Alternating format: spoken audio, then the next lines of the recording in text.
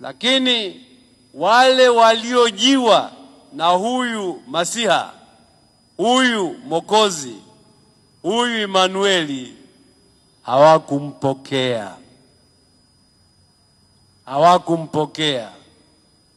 Bahati yao mbaya. Wewe umempokea, umebatizwa, umekuwa sehemu ya familia ya Kristo, kanisa.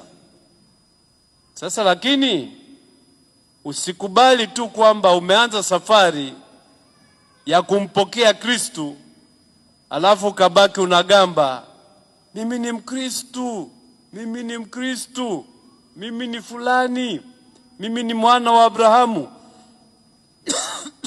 Alafu ukakuta kwamba unatamka hayo ukiwa unagalagala kwenye matope, ukiwa unamuiga nguruwe ambao unaweza kumwogesha sasa hivi.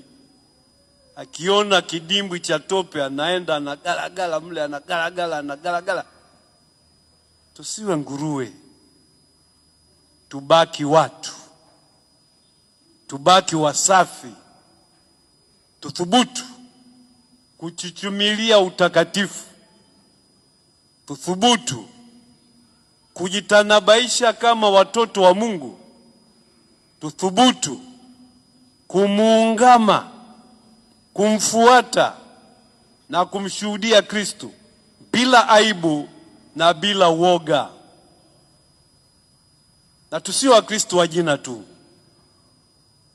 Juzi nimsikia, naomba nitumie neno ambalo sio zuri lakini ndilo hilo linalofaa. Nimsikia lofa mmoja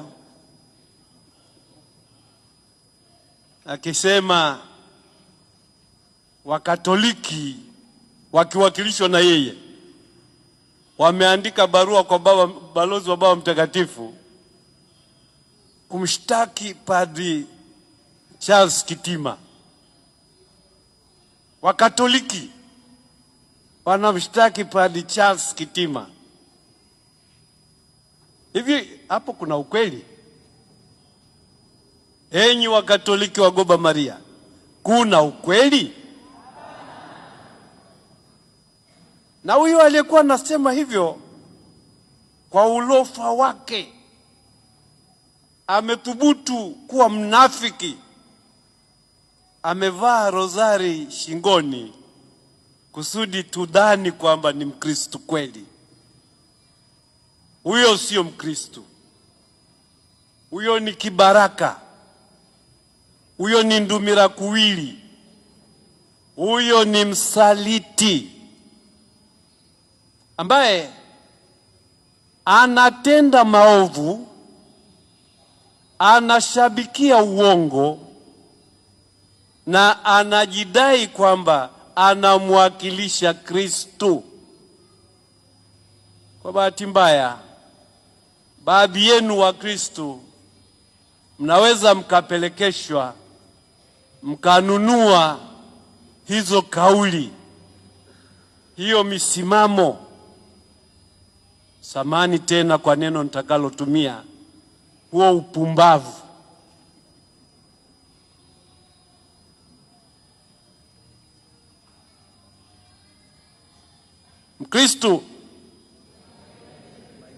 Mkristo hapaswi kuwa mpumbavu.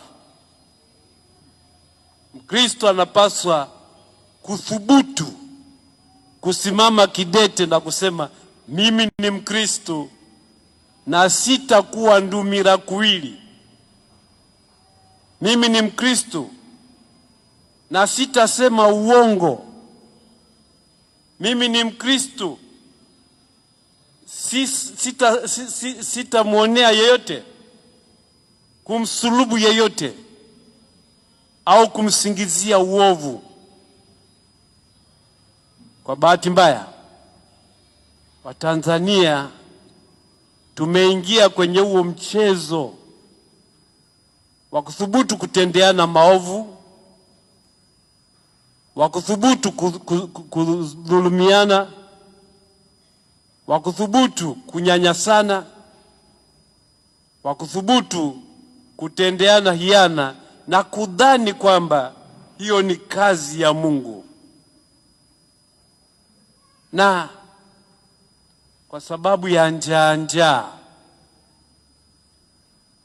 Kwa sababu ya nini? Kwa sababu ya njaa. Hata Wakristo baadhi wako tayari kujiuza na kufanya kazi ya hila, ya uovu, ya chuki, kazi isiyompendeza Mungu. Hapo ndipo nchi yetu ilipofika sasa,